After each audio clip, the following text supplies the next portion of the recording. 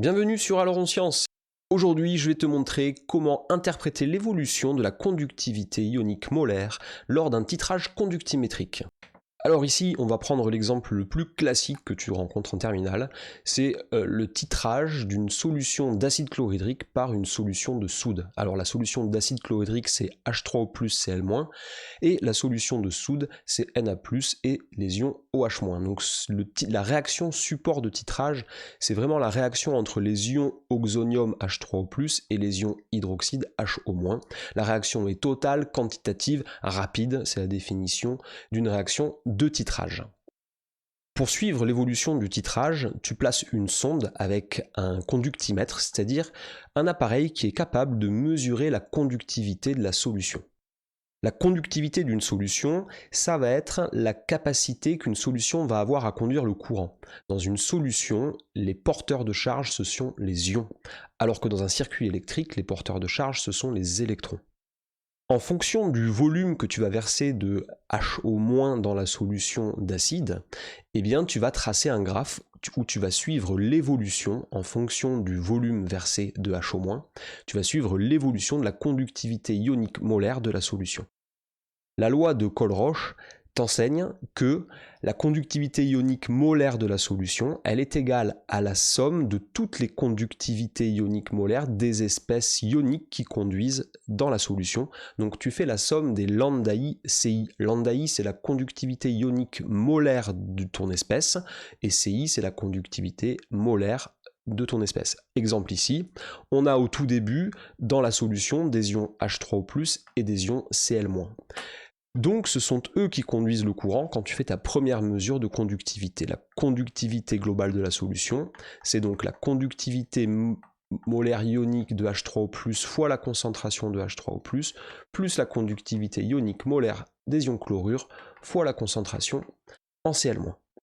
Lorsque tu traces la courbe, eh bien, tu vas te retrouver avec des petites croix successives qui vont souvent avoir soit cette allure, soit la même chose avec un V vers le haut.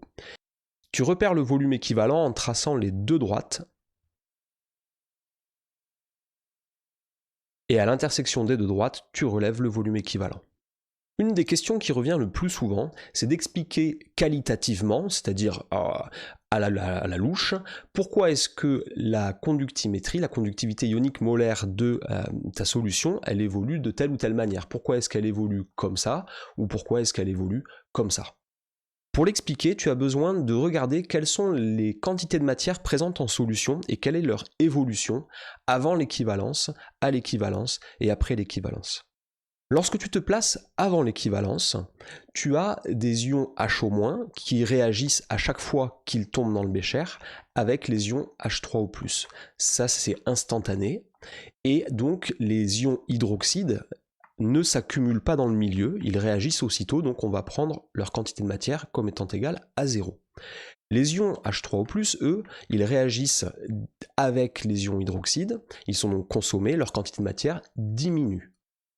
La quantité de matière des ions chlorure, elle reste constante, puisqu'elles ne réagissent pas du tout.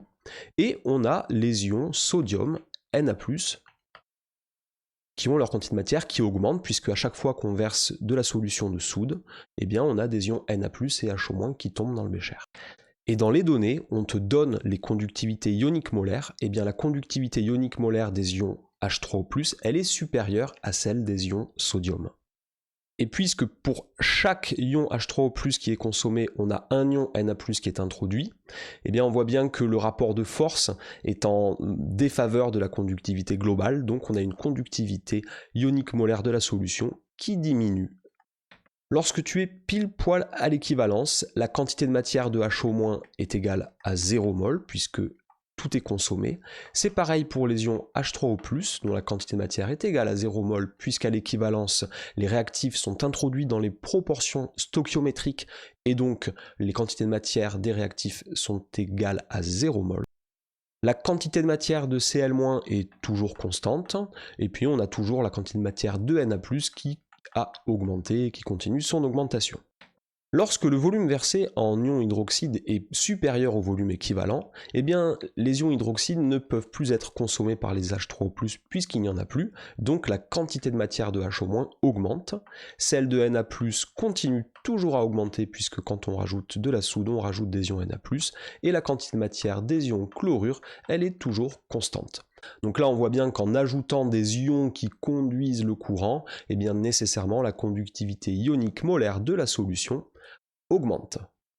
Et voilà donc pour cette vidéo qui t'explique comment expliquer l'évolution qualitative de la conductivité ionique molaire en solution lors d'un titrage conductimétrique. J'espère que ça t'a plu, n'hésite pas à partager cette vidéo et à t'abonner. Je te remercie, à bientôt.